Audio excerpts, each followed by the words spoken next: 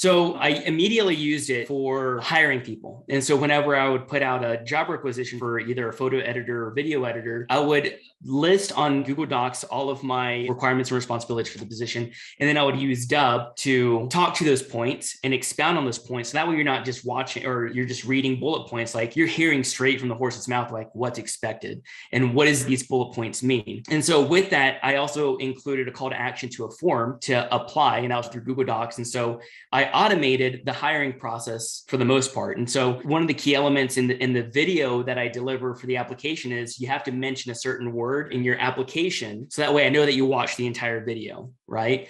And so the application will ask that and will reinforce it. If you haven't watched the video or if you don't know the password is, or what the word is, watch the video here. And so it was just kind of like an infinite loop until they did it. And then whenever I had somebody watch the application video, I would get a notification saying somebody's watching this right now. That was really cool because I never thought about getting notifications when somebody watched it. I just knew that I could have a dashboard and know who watched it or when it was watched and where, like geographically, it was watched, right? And so that was really cool to see. And then also see the statistics between those who clicked on the application and those who filled out the application. I thought that was another value add that I never considered. And I'm like, okay, how can we use this for real estate too? And so I tried to push this out to real estate and get things going with it, but I just need a little bit more training. So after I got the applications back, I was able to review them. And then some of the applicants, like for the customer service position or even for the project manager position, I would have a video response and I wanted to test that out. And so that way I would hear people's response for customer service or for project management to see if they're a good fit. And that was game changer too, because we could also use that for video testimonials, which I have used it for video testimonials.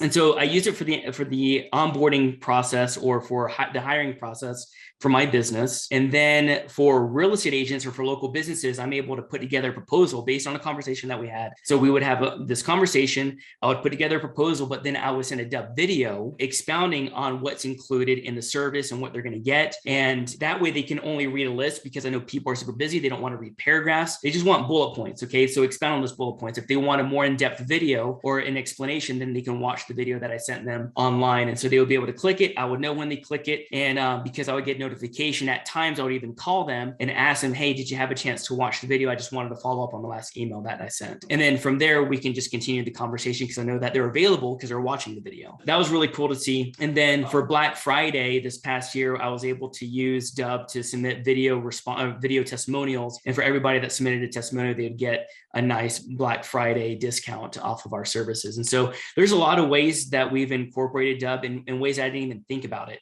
in the hiring process and just communicating to clients in general and getting testimonials. Today, for instance, I sent out a Dub video to a client. We just had a consultation call this morning. It was a recap on our project that we're going to have next week. That one's a sure deal. So that isn't necessarily prospecting, but it's a follow-up. And it's really nice to put that in there because that is a form of marketing. You know, fortune's in the follow-up. And so you can't just ask once. You have to follow up and make sure that it goes through. And that was why we hired a project manager, which Dub helped us find our project manager because we were able to send out one video explaining it. And then all the applicants basically filtered themselves. And then I was able to filter through all the applicants. So cold marketing, this is something that we're recently doing with cold marketing is I created one video and I told our customer service rep, okay, call these clients and see if they're interested in the service. You're not doing a hard sell with them over the phone. You're just getting interest. And if they want more information, we'll email it to them and then follow up with text. And then that was made in a Dub video and I can see who all is watching it. Well, not necessarily who directly, but I can see that it is being watched in different parts of the geographical location I'm in. And so from that, we are now starting to see after about a week of pushing that out, we are now starting to see. So I would say out of maybe the 10 or 15 emails that we sent, we're getting about five. So that's 30%. I would have to say for cold prospecting that we've never had. And so that was never an option because we've never considered automating our prospecting. And so with that being said, we're able to automate it with a 33% return on that.